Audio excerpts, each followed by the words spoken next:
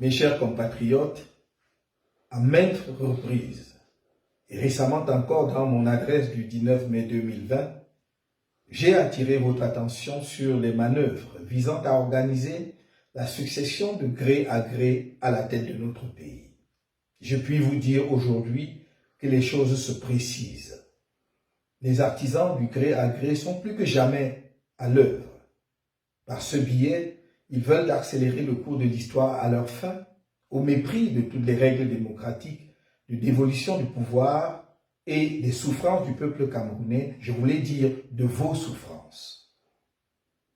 Qu'il soit clair pour tous, nous n'accepterons jamais aucune forme de succession de gré à gré à la tête de l'État. Nous nous dresserons contre toute manipulation, même constitutionnelle, tendant à l'accession à la fonction suprême par des moyens autres qu'électifs. Nous nous mobiliserons contre l'organisation de nouvelles élections populaires au Cameroun sans que soient remplis les deux préalables majeurs que sont la résolution du conflit armé dans le nord-ouest et le sud-ouest et la réforme consensuelle du système électoral. Rien, ni aucune circonstance politique, même exceptionnelle, ne pourra être invoqué pour organiser de nouvelles élections sans le respect de ces deux préalables. Nous n'avons cessé de faire des propositions concrètes pour apporter des solutions idoines à l'une et l'autre situation. Mes chers compatriotes, comme vous le savez, à l'issue de l'élection présidentielle du 7 octobre 2018, le Conseil constitutionnel a porté un coup dur à la démocratie camerounaise en déclarant vainqueur un candidat qui n'avait pas réuni la majorité de suffrages dans les urnes. À la suite de cette forfaiture, des militants et sympathisants du mouvement pour la renaissance du Cameroun ont été brutalisés, torturés, puis illégalement jetés en prison pour avoir protesté pacifiquement contre ce hold-up électoral, contre la guerre dans le nord-ouest et le sud-ouest, et contre la prévarication des ressources dédiées à l'organisation de la Coupe d'Afrique des Nations 2019, finalement retirée à notre pays. Tous les leviers du pouvoir étaient actionnés contre la résistance nationale au hold-up électoral. Qu'il s'agisse de la police, de la gendarmerie, de l'administration territoriale, des médias publics et même de la justice supposée être l'ultime recours du citoyen. Les artisans de la succession, de gré à gré au sommet de l'État, n'ont rien épargné pour livrer bataille contre le peuple, contre vous, mes chers compatriotes.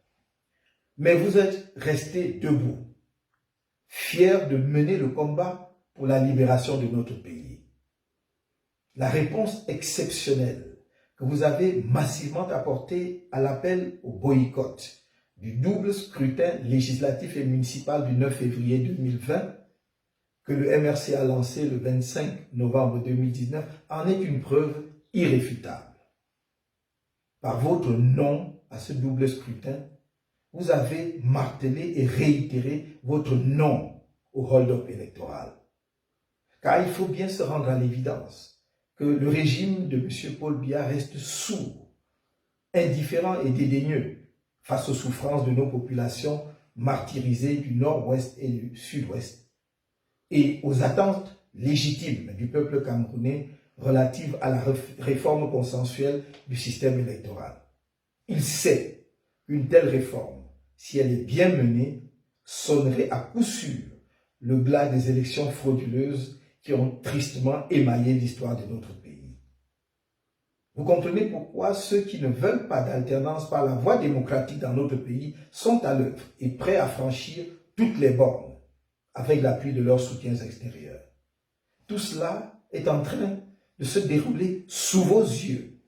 Je vous alerte afin que nul n'en ignore, ni aujourd'hui, ni plus tard. Nous sommes rendus à un tournant de notre histoire. Il s'agit de ces moments où chaque peuple doit trouver au fond de lui-même le ressort et le sursaut indispensables pour choisir le cours de son destin. Par notre vigilance collective et notre sens du devoir patriotique, nous devons épargner à notre pays un nouveau désastre de presque un demi-siècle qu'on lui prépare à travers l'usurpation du pouvoir. C'est pourquoi je réitère avec gravité que faute d'une résolution politique de la guerre civile que le régime de M. Biya a provoquée dans les régions du nord-ouest et du sud-ouest, et sans une réforme consensuelle du système électoral à laquelle auront pris part les principales formations politiques et les organisations de la société civile crédibles, le MRC et le peuple du changement n'accepteront pas qu'une nouvelle élection populaire se tienne au Cameroun. Pas plus qu'ils n'accepteront aucune manipulation de la Constitution visant à organiser une succession à la tête de l'État par un mécanisme non électif. Autant dire que l'annonce de l'organisation d'une élection au Cameroun, sans la résolution préalable de ces deux crises qui minent notre pays, sonnera comme une déclaration de guerre. Et tous ceux qui engageront le pays dans une telle aventure répondront devant notre peuple et devant l'histoire. Trop, c'est trop.